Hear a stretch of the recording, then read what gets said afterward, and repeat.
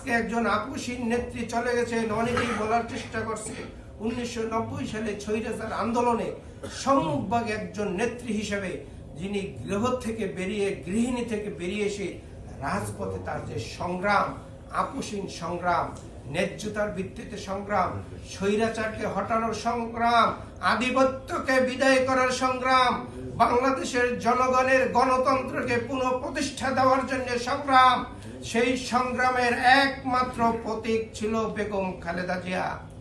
আমরা আজকে তার জন্য দোয়া মাহফিল করছি। আজীবন যতদিন বেঁচে থাকি, এখানে প্রতিটা মানুষ যারা এখানে উপস্থিত আছেন, সাংবাদিক বন্ধুরা, আপনারা ভুলতে পারবেন না। কারণ তার যে বাংলাদেশের মানুষের প্রতি যে অগাধ ভালোবাসা, বিশ্বস্ততা, সবাই বলেছে 18 বার তার আত্মীয়, তার ভাই আবেদন করেছেন ওই ফ্যাসিস্ট শেখ হাসিনা ঘৃণা করে নিন্দা জানায়। ওই শেখ হাসিনা আধিপত্যের কাছে আপোষ করছেন বলে আজকে ভারতের পেটের ভিতরে ঢুকে আছে। আর আধিপত্যের কাছে কখনো মাথা নত করে নাই, কখনো ন্যায্যতার ভিত্তিতে মাথা নত করে নাই। অতএব সেই নেত্রীর 18 বার তার চিকিৎসার জন্য আবেদন করেছে, একটা বার তার আবেদন গৃহীত হয় নাই, কিন্তু বিচলিত হন নাই। ওই বাড়িতে কখনো রাজনৈতিক ভাবে যে বলা হয়েছিল যে রাজনৈতিক কোনো কর্মসূচিতে সে অংশগ্রহণ করতে পারবে না, করে নাই। এই ছিল বাংলাদেশের নেত্রী, মহামানব সৃষ্টির। সবাই আমরা শ্রেষ্ঠ সৃষ্টি।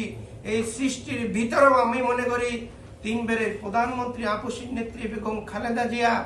আজকে দেখেছেন সেই মানিক মিয়া এভিনিউতে যে জানাজার মানুষ, মনে হয় যেন এই একটা জানাজা না, এখানে তাকে এক নজর দেখার জন্য ব্যাকুল হয়ে গেছে, জানাজায় নামাজ পড়ার জন্য ব্যাকুল হয়ে গেছে। একটি জানাজা না, এটা পৃথিবীর ইতিহাসের জানাজা, ইতিহাস সাক্ষী হয়ে থাকবে।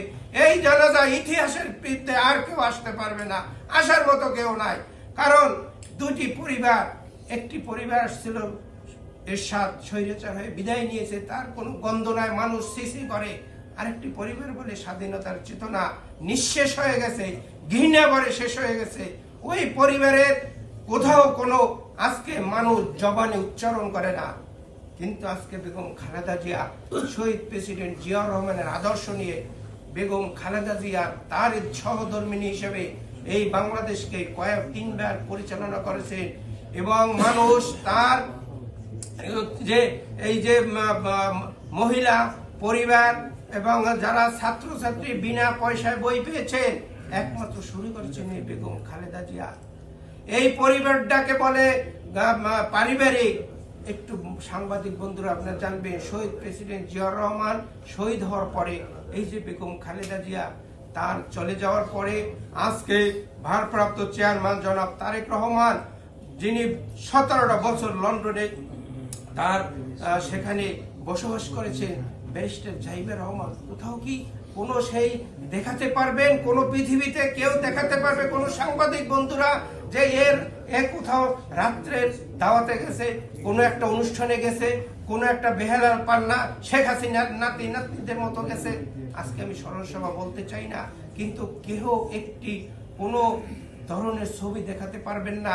আজকে ব্যারিস্টার জাহিদুর রহমান তার একমাত্র ভারপ্রাপ্ত চেয়ারম্যানের কন্যা, কি তার শালীনতা, কি তার কমিটমেন্ট, কি তার ওই যে মাজারে যাওয়ার পরে শিক্ষককে দেখে তার পায়ে ধরে সালাম নিয়েছে, কি তার আদর্শ, কি তার ম্যানার।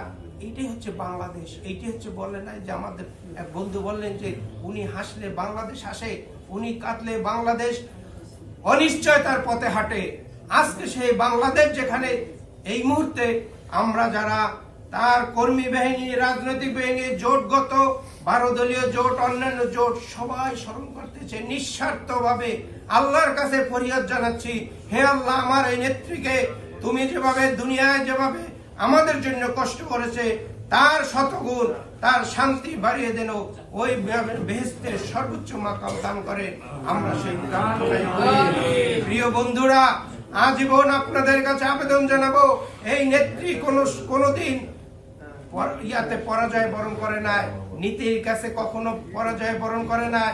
ন্যায্যতার ভিত্তিতে কৃষক, শ্রমিক, জনতা, মেহনতি মানুষের জন্য সবসময়ের জন্য কাজ করেছে।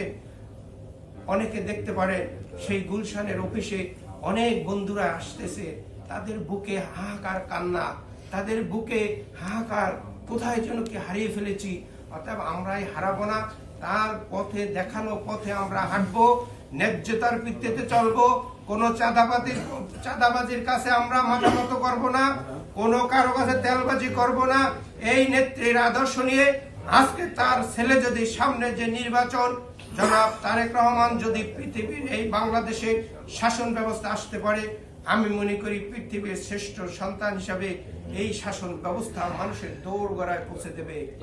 এবং পৃথিবীর ইতিহাসে জানেন যে সমস্ত এশিয়ার থেকে তার জানাজায় লোক আসছে, তার জানাজায় দেশের প্রতিনিধি আসছে, হোক না পররাষ্ট্রমন্ত্রী, কিন্তু ওই দেশের প্রতিনিধি, ভারত থেকে প্রতিনিধি আসছে, আমাদের পার্শ্ববর্তী দেশ। অর্থাৎ এই যে ভালোবাসা এত সংক্ষিপ্ত আকারে বলে শেষ করা যাবে না।